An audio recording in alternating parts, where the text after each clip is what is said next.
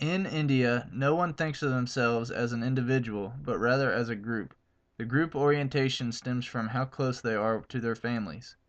The family will create a set of rules in which each individual within that family is deeply trusted to follow. India is known as the birthplace of four of the world's major religions: Buddhism, Hinduism, Jainism, and Sikhism. However, the main religion in India is Hinduism, with over 80% of the population practicing it. Under Hinduism, the cow is considered a sacred animal. This is why the vast majority of people in India do not eat beef. In ancient India, the education system was known as the Gurukula system. This was a system in which an aspiring student would go to the guru's house and ask to be taught. If accepted, the student would then live with the guru full time while being educated.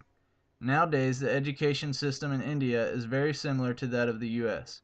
In India, there are both public and private schools with funding coming from central, state, and local resources. India's economy is considered fourth largest in the world by purchasing power parity and 10th largest by nominal GDP. However, when looking at the country's economy based on a per capita basis, India is ranked 131st by purchasing power parity and 140th by nominal GDP.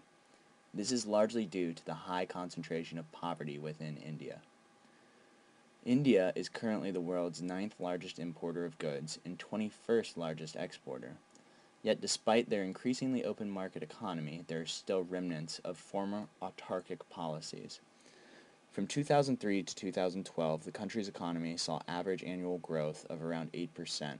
However, more recently, the country's economic growth rate has slowed and is reported at 6.5% for the year 2012. For 2013, the growth rates are expected to decline further to around 4 to 5%. Due to the economy's recent decline in growth, India's middle class is now facing some troubling economic times. Of the 1.2 billion people in India, 200 to 300 million are considered to be in the middle class. It now seems that many of those in India's middle class will be forced to put their aspirations on hold and focus on their immediate futures. Many cite a spike in inflation, high interest rates, infrastructure problems, and a series of government corruption scandals as the primary causes of the country's recent economic slowdown.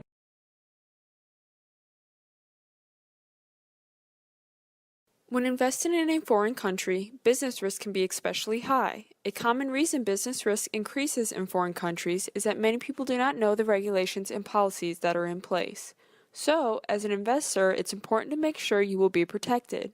Doing business is a great resource for this, because their research is thorough and their methods for measuring risk are logical. Doing business gives India a 6.3 out of 10 for strength of investor protection. A rating of 6.3 might sound low, but it actually puts India at 34th in the world for the least amount of business risk. However, as mentioned earlier, India has been having economic and political issues as of lately. Once business risks have been evaluated, the next thing to consider is what to invest in. Public provident funds and national savings securities are some of the most common investments in India. However, they are only available to Indians.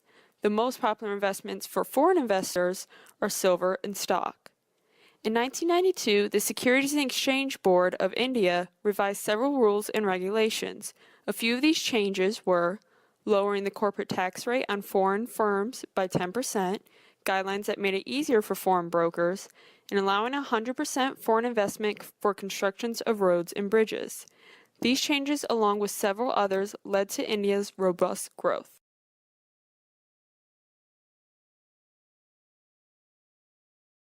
We now will take a look at India's production analysis. India has such great potential. We will explore where they excel and where they need to improve. First, let's look at their population. India is only second to China with a population of 1.2 billion. Compared to the US, you can see where China and India will compete for the manufacturing market. An edge to India is given because their base population is one of the youngest in the world. This will give India an advantage over China for years to come. Looking at India on the world map, we quickly realize India has sufficient port access to allow direct imports and exports. This port access is very important and gives India another advantage in the open market. Let's turn to a quick history lesson. India declared its independence in 1947. At that time, India was determining if the government would go toward socialism or capitalism. They chose socialism, and it would hinder India's development for decades. Choosing a socialism-influenced government meant it would control the most important areas needed for a developing country. Some of these areas include transportation, energy, and communications. In the 1990s, India started to open up the government-controlled sectors to the private market. They privatized transportation with the exception of the railroad. They privatized the energy market with the exception of coal. Communications was privatized, leaving the government with control over content. We give India a check for finally privatizing some of the core industries, but they still receive an X for holding on to two major components, coal and railroads. India's government has also created red tape roadblocks for foreign direct investors. Strict building permit policies and overzealous labor laws have added to India's economic woes. India definitely has a lot of potential. If they can make a few corrections, their destiny as the next world power will become a reality.